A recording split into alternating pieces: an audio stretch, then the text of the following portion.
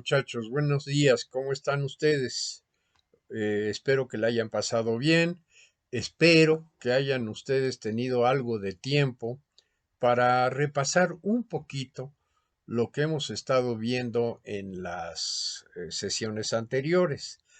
Es muy importante, son muy importantes estas primeras sesiones, porque con estas lo que estamos haciendo es construir, empezar por los cimientos, los fundamentos de todo esto esta construcción formidable que se conoce como la mecánica clásica.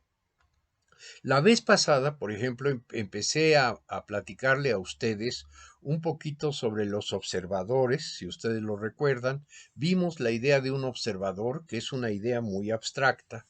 Vimos que el observador lo podemos imaginar como situado en el origen de un sistema de coordenadas que llamamos inercial y que lo definimos ese sistema de coordenadas inercial como aquel sistema de coordenadas en donde a una partícula a la que nada le ocurra, esto es, que esté absolutamente aislada en el universo de cualquier influencia externa, esa partícula se va a ver desde ese sistema de coordenadas como si estuviera o en reposo o cuando mucho que se moviera en línea recta y con velocidad constante, lo que se llama el movimiento rectilíneo uniforme. Entonces, esta es una buena manera de definir un marco de referencia inercial. Es un poco circular la definición, si ustedes le piensan, pero así es. Y luego, a partir de esa idea, establecimos lo que se conoce como la primera ley de la mecánica, la primera ley de Newton. Y efectivamente, lo que dice esta primera ley de Newton, o de la mecánica, es que a todo cuerpo al que nada le ocurre, se va a observar, y aquí yo abro un paréntesis, se va a observar desde un marco de referencia inercial con un movimiento que es o reposo o con línea recta, o se mueve con línea recta y velocidad constante, cualquiera de las dos. Esta es la primera ley. Y es primera, y es ley, porque es una afirmación que no se comprueba con nada más que aceptándolo. Es un postulado. Y todo aquel que quiere estudiar la mecánica clásica tiene que aceptar este postulado. Si no lo acepta, bueno, nada pasa, pero entonces no puede continuar con esta construcción teórica que se llama mecánica clásica. Entonces, ahí está la primera ley. Y luego, ahora vamos a dar un pasito más. ¿Qué pasa cuando una partícula, desde un marco de referencia inercial, se observa que no va en línea recta y con velocidad constante, que no se mueve con movimiento rectilíneo uniforme o que esté en reposo?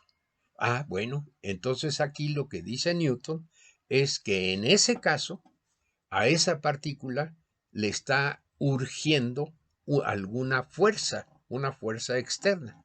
Hay algún agente físico externo que está actuando sobre esa partícula y que es el que está obligando a la partícula a no seguir ese estado de movimiento de reposo o de movimiento rectilíneo uniforme. Y Newton propone como único postulado que ese agente externo que actúa sobre una partícula siempre es de la misma clase. Se le llama una fuerza. Las fuerzas son lo único que hay en el mundo y que influye sobre las trayectorias, los estados de movimiento de los cuerpos. Y entonces establece su segunda ley. La segunda ley que establece Newton es precisamente esa. Si existe una fuerza, F, vamos a llamarle F, y vamos de una vez a ponerle una rayita, una flechita encima de esta F para significar que se trata de un vector, que no es un número meramente, que se trata de una cantidad que tiene magnitud, tiene dirección y tiene sentido. Entonces, vamos a pensar que una fuerza F está actuando sobre un cuerpo y vamos a pensar en un cuerpo pequeño, una partícula sobre la cual está actuando esa fuerza. La respuesta de esa partícula va a ser que va a cambiar lo que se llama su estado de movimiento. Pero ahora déjenme caracterizar el estado de movimiento de una partícula. Vamos a decir que el estado de movimiento de una partícula se caracteriza por dos cosas.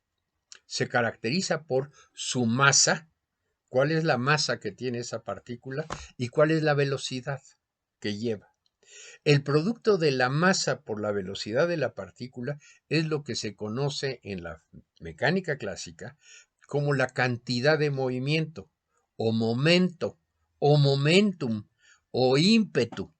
Tiene varios nombres, pero es lo mismo. El producto de la masa por la velocidad de una partícula es la cantidad de movimiento, el momentum. Y nuevamente es un vector, porque nuevamente una partícula tiene en su movimiento una magnitud, o sea, puede ser que ese producto de m por b sea algo muy grande o muy chiquito, o sea, la magnitud es chiquita o es grande, puede tener una dirección y puede tener un sentido. Entonces, estamos igualando con la segunda ley de Newton dos entidades que son vectoriales. La fuerza y por otra parte el cambio en la cantidad de movimiento de la partícula. ¿Qué quiero decir con cambio en la cantidad de movimiento? En la matemática se describe perfectamente ese concepto de cambio de la cantidad de movimiento y se describe por una derivada con respecto al tiempo. Entonces, déjenme ya finalmente escribirle a ustedes lo que es la segunda ley de la mecánica, la segunda ley de Newton. Se puede describir como una F de fuerza con su rayita encima, su flechita, igual a la derivada de la cantidad de movimiento. Vamos a designarla por P minúscula, P de Pablo minúscula. Entonces, F igual a dP en dt. Esa es la segunda ley de Newton. Y déjenme platicarles aquí una cosa muy interesante. Les vuelvo a insistir, esa P que acabamos de definir es el producto de la masa por la velocidad de la partícula. Es el momentum o cantidad de movimiento. Hay una manera muy simple de entender esto del momento. Miren, una mosca puede tener una velocidad de 20 kilómetros por hora cuando va volando, pero tiene una masa muy pequeñita. Su momento es pequeño. Ahora imaginen una locomotora que va a 20 kilómetros por hora, pues sí, pero pesa miles de toneladas. Entonces el momento de la locomotora es miles de veces más grande que el de la mosca, aunque lleven la misma velocidad. Si una mosca choca contra una locomotora, pues ustedes sabrán qué es lo que le pasa a la mosca y qué es lo que le pasa a la locomotora. El momento es el producto de masa por velocidad. Y ahora, si la masa es constante, quiero decir que la masa sea una propiedad de la partícula que no cambia en el tiempo. Entonces esa derivada de P con respecto al tiempo se puede muy bien escribir como m veces, porque puede uno sacar del signo de derivación a la masa m, por la derivada de la velocidad con respecto al tiempo. Y el cambio de la velocidad con respecto al tiempo es lo que se llama la aceleración. Entonces, en todos los libros de texto elementales se pone que la segunda ley de Newton es igual a fuerza, es fuerza igual a masa por aceleración. Y está bien en el caso que la masa sea constante. Puede darse el caso de que la masa no sea constante. En ese caso, la segunda ley de Newton se tiene que poner tal como se la platiqué a ustedes al principio, que fuerza es igual a la derivada de P con respecto al tiempo. Y entonces hay que derivar tanto a la velocidad como a la masa. El caso más obvio de cambio de masa, les decía yo la vez pasada, es el caso de un cohete que va subiendo para ponerse en órbita. El cohete, a la hora de subir, va perdiendo masa y esa pérdida de masa del cohete va a influir sobre su cambio de momento lineal o de momentum.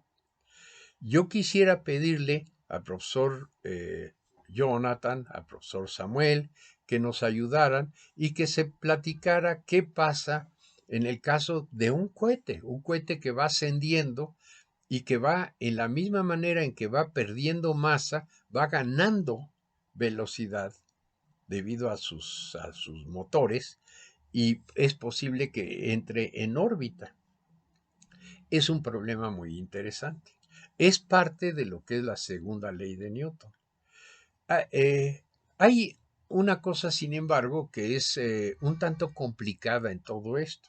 Se trata de una expresión, la segunda ley de Newton, es una expresión vectorial, como les he dicho ya 2, 3 veces ahora. Es una expresión vectorial.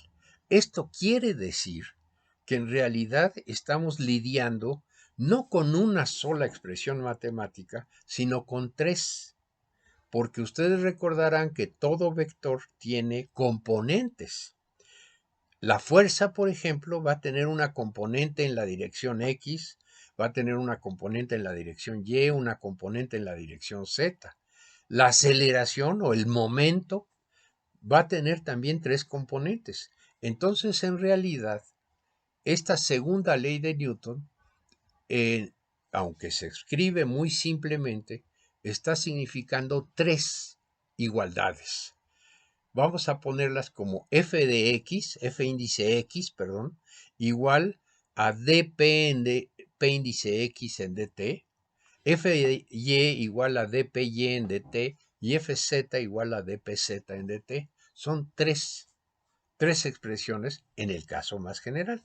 Puede darse desde luego el caso de que tengamos lo que llamamos un movimiento planar.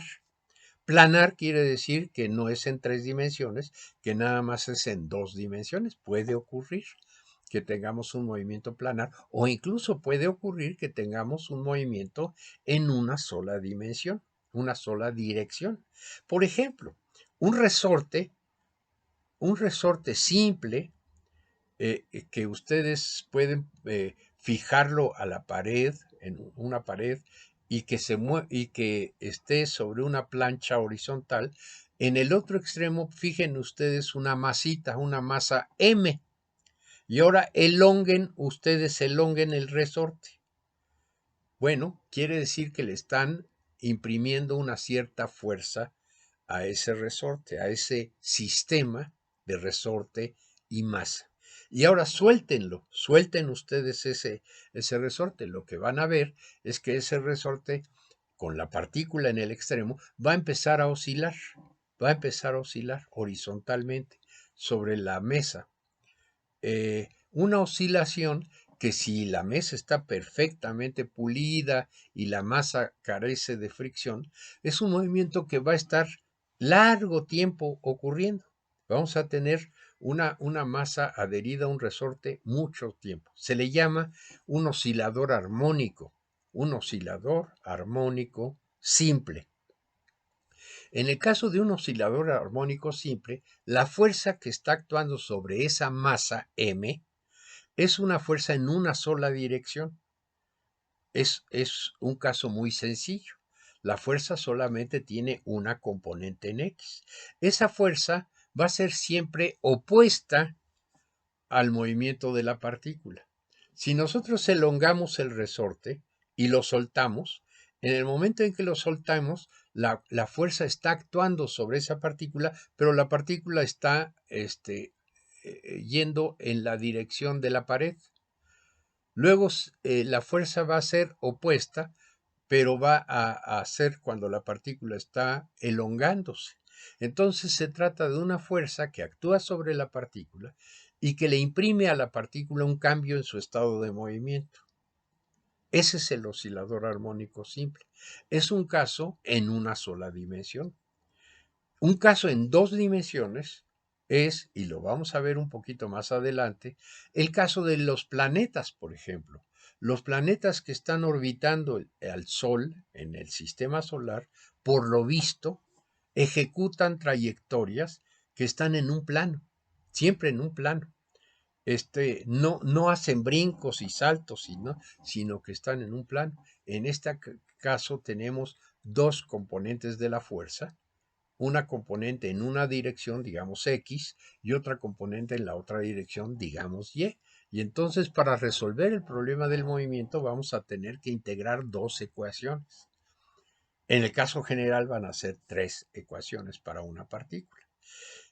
Quiero con esto hacerles ver que aunque la segunda ley de Newton es una expresión muy simple desde el punto de vista de F vector igual a dp vector en dt, ya a la hora de trabajar con esa expresión las cosas no son tan fáciles. ¿Y qué quiero decir con trabajar con esta fórmula? ¿Para qué me sirve la segunda ley en pocas palabras? Pues la segunda ley lo que me sirve es para determinar cuál es el movimiento que va a tener o el cambio de movimiento que va a tener una partícula cuando está actuado por una fuerza. La segunda ley dice, siempre que haya una fuerza, va a haber un cambio en el estado de movimiento. Pero ahora yo quisiera saber cuál es ese cambio en el estado de movimiento, cómo se va a mover una partícula que está actuada o urgida por una fuerza. Y lo que se tiene que hacer, muchachos, es integrar. Si ustedes observan, lo que tenemos allí es que F igual al cambio de la velocidad, masa por el cambio de la velocidad con respecto al tiempo. Y si ustedes además se percatan de que la velocidad es el cambio de la posición con respecto al tiempo, verán, como pueden observarlo en el pizarrón, que la fuerza es igual, podemos escribirla como el producto de la masa por la segunda derivada de la posición con respecto al tiempo. Entonces esto quiere decir que si allí donde dice F yo pongo una fórmula para la fuerza que está actuando sobre la partícula. Esta fuerza puede ser la fuerza de un resorte, la fuerza de la gravitación, fuerza electromagnética, no sé qué otras fuerzas puedo yo inventar. Si yo pongo allí una fórmula para la fuerza, yo tendré entonces el caso de una partícula que está respondiendo a esa fuerza y que como resultado de ello se está moviendo de cierta manera en el espacio. Y para saber cómo se mueve, tengo que integrar. Integrar, en este caso, va a ser una ecuación diferencial de segundo orden, porque se trata de segundas derivadas. Es una segunda derivada de la posición. Integrar una ecuación diferencial de segundo orden significa que tengo que realizar dos integraciones. En una primera integración voy a conocer cuáles son las velocidades que tiene la partícula instante a instante. Y en una segunda integración voy a conocer cuáles son las posiciones de la partícula en cada instante. Al hacer la segunda integración voy a poder determinar cuál es el movimiento de la partícula. Así que entonces, regresando al punto de partida, la segunda ley de Newton la puedo entender como el principio del juego que culmina cuando yo integré las ecuaciones diferenciales de movimiento para conseguir la trayectoria que sigue esa partícula en el espacio. Cuando yo tenga la trayectoria de la partícula, diré que ya resolví el problema, que ya sé cómo se mueve una partícula que está actuada por una fuerza perengana. Y la manera como voy a describir eso es escribiendo cómo es X como función del tiempo, cómo es Y como función del tiempo y cómo es Z como función del tiempo. En otras palabras, qué funciones del tiempo son las componentes del vector de posición de la partícula. Espero que me estén entendiendo, muchachos, espero. Y cualquier duda, por favor, no dejen de preguntar. Entonces, el fin del juego de la mecánica se concreta a conocer cuál es la trayectoria dada la fuerza que se está proponiendo. Ustedes podrán darse cuenta de que no es una tarea fácil. Primero que nada, para integrar, se necesita establecer desde un principio lo que se conocen como las condiciones iniciales de movimiento. Y como se trata de una doble integración, entonces hay que imponer una doble condición inicial. Una doble condición inicial sobre la abscisa de la partícula. Una doble condición inicial sobre su ordenada y una doble condición inicial sobre su cota en general. Entonces, esto es algo complicado. ¿Cómo lo podríamos describir matemáticamente? Ustedes pueden verlo en el pizarrón ahora. Si yo tengo que F es igual a dP en dt, vean ustedes que yo puedo poner que dP es igual a F por dt. Y entonces, integrando, tengo que P en el instante t2 menos P en el instante t1 es igual a la integral entre el instante t1 y t2 de F por diferencial de t. Estoy hablando de vectores. Y si yo quiero ahora hacer una segunda integración, tengo que recordar que v, la velocidad, es la primera derivada de la posición. Así es que entonces tengo que poner una doble integración, como ustedes pueden estar viendo ahora en la siguiente ecuación que se les está mostrando. No es fácil, no es fácil. En general, salvo casos muy particulares, el problema general de integrar las ecuaciones diferenciales de movimiento no es un asunto fácil. Y entonces la gente ha tenido que buscar métodos para poder integrar. Hay un método que es muy importante en la mecánica clásica, que es el que quiero platicarle a ustedes enseguida.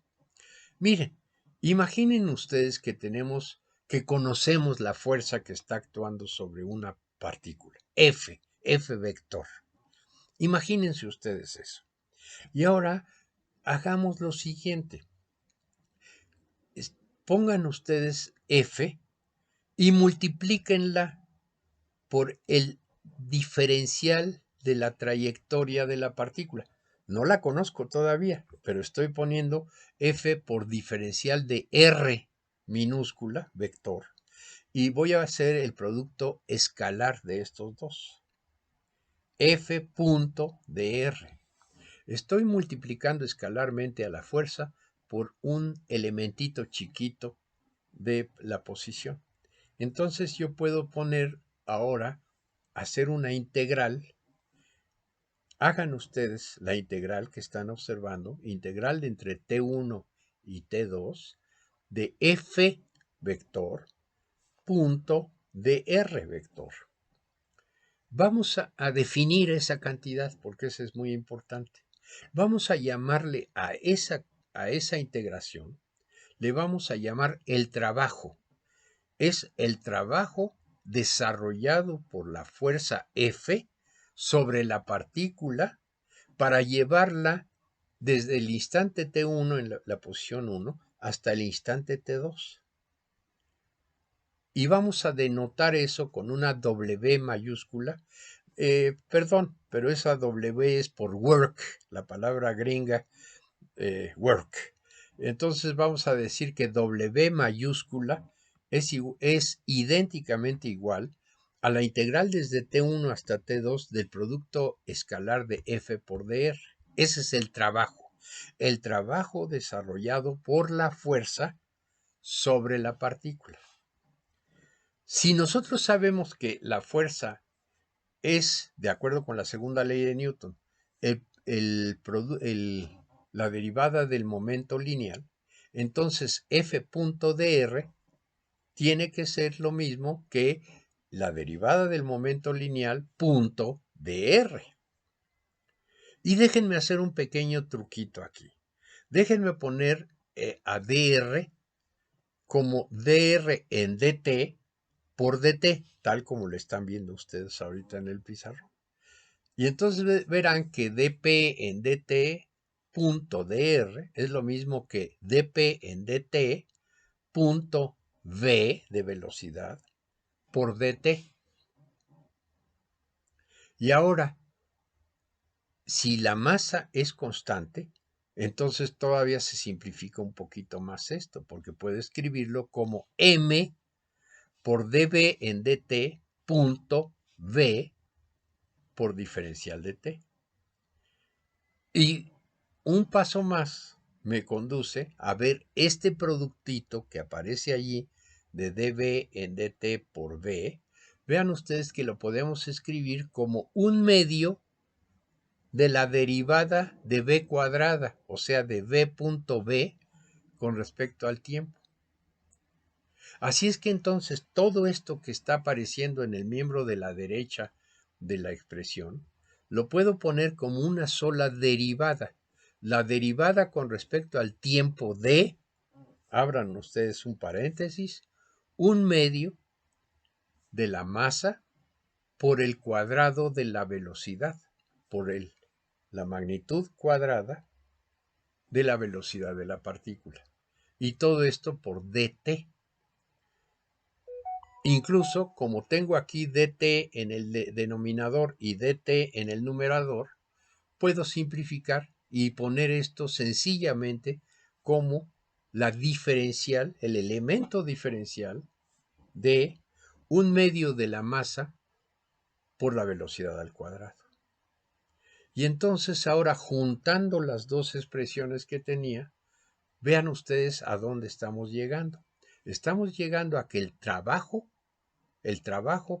para llevar a una partícula desde un lugar hasta otro lugar en el espacio, W mayúscula, es igual a la integral de la diferencial de un medio de mv cuadrado. Y si tengo la integral de una diferencial, pues esas dos cosas me dan el argumento. Así es que entonces lo que tengo es un medio del m por v cuadrada evaluada en los instantes t1 y t2. Ya hice una integración. Pude integrar porque pude llevar la expresión de la segunda ley de Newton que tiene aceleraciones a una expresión en donde ya tengo nada más velocidades. Ustedes saben que la velocidad es la primera integral de la aceleración. Así es que entonces lo que tengo es que W es igual a un medio de mv cuadrada evaluada entre T1 y T2. Esta expresión es muy importante. Es una primera integración de las ecuaciones diferenciales de movimiento. Acuérdense que tenemos que hacer dos, así es que todavía me falta una integración más. Pero es muy importante, incluso históricamente. Y aquí quisiera yo platicarles una anécdota que es importante. No nada más Newton empezó a pensar en la mecánica en aquellos tiempos. Les estoy hablando del año 1666 más o menos, cuando la famosa pandemia aquella de la peste bubónica en Europa. También hubo otra persona que se puso a pensar en la mecánica más o menos en los mismos términos que lo hizo Newton en Inglaterra. Esta otra persona era Leibniz. Leibniz fue un niño genio. un niño genio que desde la edad de 6 años creo que ya hablaba 3 o 4 idiomas, desde la edad temprana ya eh, resolvía problemas de matemáticas complejos. Dice que un día él fue a una feria en París, no sé cómo le haría para desplazarse hasta París en aquel entonces, pero fue a esa feria y encontró con que había un personaje que había podido hacer eh, calculadora, una calculadora que era capaz de sumar, restar, multiplicar y dividir. Fíjense nomás. Esto da risa el día de hoy porque ustedes saben que si compramos medio kilo de jitomates en el supermercado nos regalan una calculadora Hewlett Packard HP 41, ¿verdad? Es el regalo que nos dan y esa calculadora puede hacer un poquito más que sumar, restar, multiplicar y dividir, como ustedes ya saben. Pues este muchacho encontró en París, en esa feria, que había un personaje que había hecho una calculadora que podía hacer esas 4 operaciones matemáticas.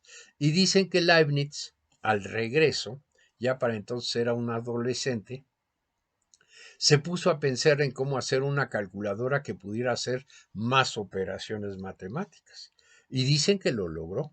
Dicen que logró hacer una calculadora que incluso era capaz de sacar raíces cuadradas, que es algo complicado.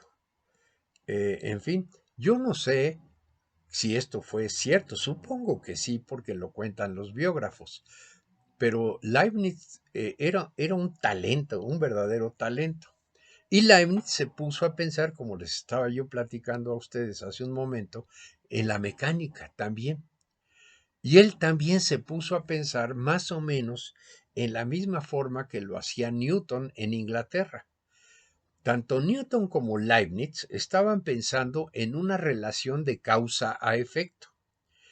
Newton estaba pensando en fuerzas, que eran las causantes del movimiento, y el efecto era ese cambio en el estado de movimiento. Leibniz hizo lo mismo. Propuso también que había una relación entre agentes externos y cambios en el estado de movimiento. Y dicen que Leibniz propuso esto que les estoy mostrando a ustedes, que es la primera integral de movimiento. Leibniz propuso que había una función trabajo, W, y que el trabajo desarrollado sobre una partícula hacía que esta partícula cambiara su estado de movimiento, y ese cambio en el estado de movimiento Leibniz lo llamó la vis viva. No sé si ustedes lo sabían. Vis viva, bueno, vis quiere decir como el espíritu vivo de las partículas, ¿verdad? Entonces, Leibniz dijo que siempre que había un trabajo, el trabajo daba como resultado el cambio de la vis viva, solo que Leibniz definió la vis viva no como la energía cinética, que es un medio de m por b cuadrada, sino como m por b cuadrada, es el doble. No tiene mayor importancia eso, pero estaban pensando en las mismas cosas Leibniz y Newton. Y aquí llama la atención una cosa que a mí me parece muy interesante, porque Newton propuso una segunda ley, que es la que ya les platiqué a ustedes, que es vectorial. En tanto que Leibniz lo que propuso es una ley que es escalar. Y miren ustedes, voy a hablar a favor del alemanzote Leibniz, porque les tengo que decir que a mí me cuesta menos trabajo integrar escalares que vectores. Además, Leibniz lo que estaba proponiendo era de golpe y porrazo ya una primera integral de movimiento. En tanto que el Newton decía que tenemos que hacer 2 integrales de movimiento. Entonces, hablando un poquito a favor de Leibniz, yo puedo imaginar que cuando él plantea su propia, déjenme llamarle su segunda ley de Leibniz, él está más adelantado que Newton, porque él está hablando de escalares, está hablando de una ecuación diferencial que ya para Newton representa una primera integral. Entonces, aquí la pregunta es, ¿y por qué en los libros de texto tan escasamente se menciona a Leibniz y en cambio todos los libros de texto de mecánica mencionan la segunda ley de Newton? ¿Cuál es la razón por la que al final de cuentas prevaleció la segunda ley escrita en forma vectorial tal como la propuso Newton y la de Leibniz se considera nada más como un paso intermedio, como una primera integración? Se le llama ahora, en muchos libros de texto, el teorema de trabajo y energía. Me gustaría que lo apuntaran ustedes. Teorema de trabajo y energía de Leibniz, que es la primera integral de la segunda ley de Newton. Bueno, pues la razón por la cual prevaleció Newton sobre Leibniz es que para Leibniz la masa de las partículas tenía que ser siempre constante. Para masa igual a constante, desde luego, la segunda ley de Newton y el teorema de trabajo y energía de Leibniz son igualitos. Pero las cosas cambian en el caso de un cuerpo que tenga masa variable. Si tiene masa variable, ya no se puede hacer esa integración tal como se la platiqué a ustedes hace un momento. Si tienen masa variable, ya no es posible encontrar, cuando menos así de fácil, el teorema de trabajo y energía. Esto determinó que el enfoque de Newton fuese mucho más fuerte, más general, más universal que el enfoque de Leibniz. Y por eso, hasta la fecha, en los libros de la mecánica hablamos de las leyes de Newton, no de las leyes de Leibniz, a pesar de todo lo que pasó. En fin, espero que esta anécdota les haya servido. Desde luego, no hemos concluido el trabajo sigue pendiente, porque todavía nos falta una integral más. Hemos podido integrar una vez, pero hasta ahí nos hemos quedado. Yo quisiera que me permitieran dejar las cosas hasta acá, el día de hoy. Quiero seguir platicando a ustedes sobre esto. Voy a platicarles la próxima vez cómo es posible hacer una siguiente integración de las ecuaciones diferenciales para poder encontrar soluciones. Pero esto quiero hacerlo la próxima vez porque va a significar un poquito de talacha matemática. Entonces, piensen en esto que les acabo de platicar, búsquenlo en los libros, búsquenlo ustedes en internet, en las redes, y verán ustedes que esto es el inicio de lo que se llama la mecánica clásica. Es un tema gigantesco y tengo todavía muchas cosas que platicarle a ustedes, pero vamos a dejarlos hasta este punto. Cualquier pregunta, no dejen de formularla, vamos a tratar de contestarla y espero que hayan entendido todo. Nos vemos hasta la próxima, muchachos. Que les vaya a ustedes bien. Nos vemos. Bye.